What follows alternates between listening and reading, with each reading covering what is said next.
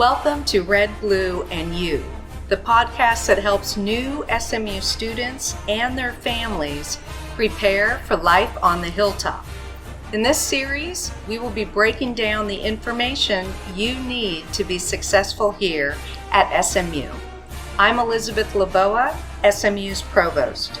My team is here for your academic success, and I look forward to seeing you on the hilltop this fall. Hi Mustangs, and welcome to this episode of Red, Blue, and You. I'm your host, Camille McCallum from the Office of Engaged Learning, and I'm joined today by our Associate Provost and Professor of Sociology, Dr. Sherry Kunovich.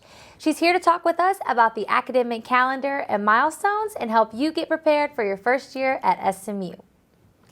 Thank you, Camille, for inviting me. I'm excited to be joining you and all of our new Mustangs for Red, Blue, and You today. Awesome. Dr. Kunovich, we know that our academic advisors are here to help students navigate their way through their first year. But where else can students keep up with different academic milestones that they should be watching out for throughout the year? Well, as a new student, I would definitely start with your Pruna passport.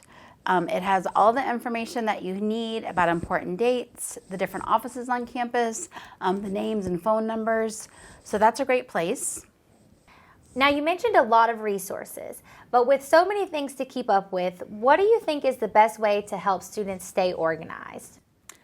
I would definitely recommend 3 different resources when you get started each semester. First, you're going to have the good old-fashioned piece of paper called the Semester at a Glance. That's provided by the Altschuler Learning Enhancement Center. Our new students get so excited every semester when they get their Semester at a Glance, because it literally allows you to see all the important academic calendar dates, and then for you to write your most important assignments onto the calendar, and then you're able to quickly see which weeks might be the most congested, might be the most difficult. You can communicate that to your family, to your friends. You could let work know that you need those days off. A second resource that's really important for you to be familiar with as a new student is our Canvas Learning Management System and the calendar that is provided there. That calendar is going to give you a lot more details about assignments and dates for each of your classes. Great resource. And then the third resource, of course, would be your Outlook calendar. SMU is a Microsoft Outlook school, and you're going to find that a lot of offices on campus will invite you to different events that you can quickly manage using Outlook. Outlook is also a great way to organize all of your email. You're going to get a lot of email from SMU, so learning how to create folders, how to use the rules to highlight certain emails is a really important strategy for organizing your information. Awesome, thank you. So 3 different calendar management systems that students can use to help stay organized. And Dr. Kunovich, why do you think the academic calendar is so important for students to keep up with? The primary reason you really need to be familiar with the academic calendar is there are certain dates that are simply not negotiable. The dates by which you have to enroll in your classes, the dates by which you have to drop a class, complete your financial aid paperwork. Those dates need to be front and center, and you need to organize your activities around those dates. So the 2 most important milestones I always want to check in on at the end of your first year are, did you complete 30 hours of your courses successfully? And did you have an opportunity to take a course that will either allow you to declare a major if you're a transfer student, or to explore the major you hope to declare? Major exploration, major declaration are always front and center when we're designing your schedule, and making sure that you complete those in the first year are critical. Another important milestone would be how much of your general education requirements did you complete. We really want you to complete your foundation courses, like your writing class, critical reasoning, second language, but we also want you to explore different courses for your breadths and your graduation requirements. And where can students find the academic calendar? The academic calendar is available. The original home for it is the registrar's homepage, but what you're going to find is There are a lot of reminders and a lot of links on a lot of people's pages to make sure that you're familiar with it. For parents and families who want to sign up for the Parent and Family newsletter, we also remind you regularly in that newsletter about the academic calendar dates.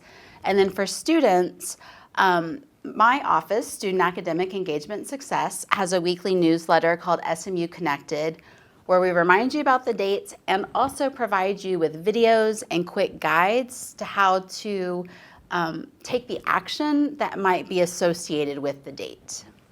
And how can a student plan beyond just their first semester at SMU? The best tool for long-term planning at SMU is your degree planner. I know you're going to have a Red, Blue, and You all about the degree planner. I strongly recommend that you watch that one, that you watch the videos we provide. Degree Planner will allow you to make sure that you can complete all of your credits for each of the majors or minors if you want to do more than one that you plan to complete.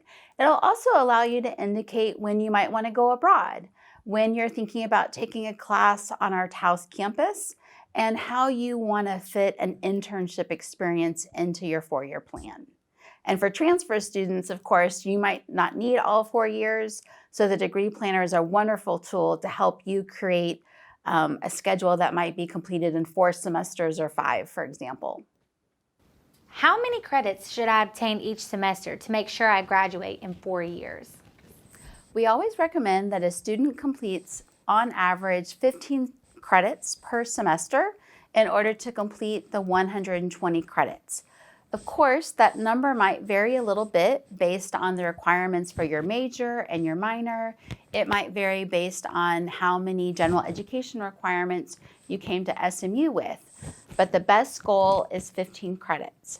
I also want to make sure that when students are thinking about building their schedule, that you keep in mind the possibility of dropping a course and how dropping a course might move you down from full-time, which is 12 credits or more, to below full-time. When you drop below full-time at SMU, it might limit your opportunities to be engaged in campus leadership. It might limit your opportunities to engage in fraternity and sorority life. So always keep in mind when you're planning your schedule what requirements you might have in terms of maintaining full-time enrollment, and how dropping a course that's worth 4 credits or 5 credits might impact that goal of 12 hours. But again, 15 is the number you need for graduation. If students want to study abroad or study in Taos, when should they start planning? You know, we always recommend that students who are interested in going abroad, students who are interested in an experience on our Taos campus, start planning that as soon as possible.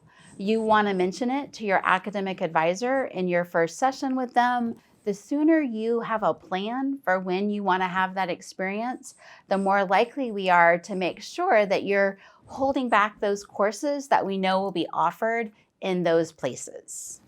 Previously, you mentioned that some dates on the academic calendar are non-negotiable. Can students request a different final exam date and time? Probably one of the most common questions that I get at the end of a semester is, can I change my final exam day and time? And the answer is no. Faculty, of course, have some discretion with making a change if a student has really extenuating circumstances, but the best plan is to assume that you need to be on campus until your very last final exam day and time. Students can find their final exam date and time on the registrar's website, and you can know from your first day of class how long you need to be on campus for at the end. Are parents allowed to check their students' grades? You know, it's a really important question that gets asked. Can a parent, should a parent be checking their students' grades?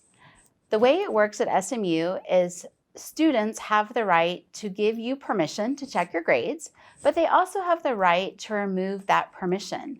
We always recommend that students and parents are in a conversation around what permissions the parent will have in terms of accessing the student academic record, the student's financial record. Of course, we want that open conversation between parents and students because that's really the best way to check in with your student.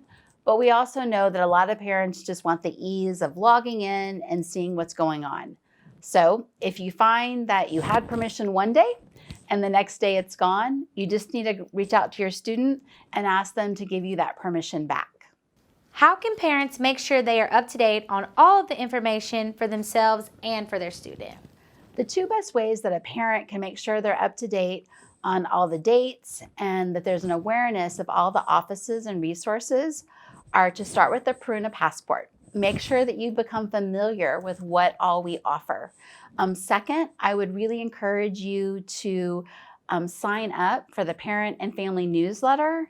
And in your first year, to choose the option that sends you a weekly update. You can also choose particular topics or communities that you want to hear more about through the newsletter. Another resource that's really important for students, if they can't find the information, is your academic advisor. Your academic advisor in the University Advising Center knows everything about campus, or they know who to connect you with.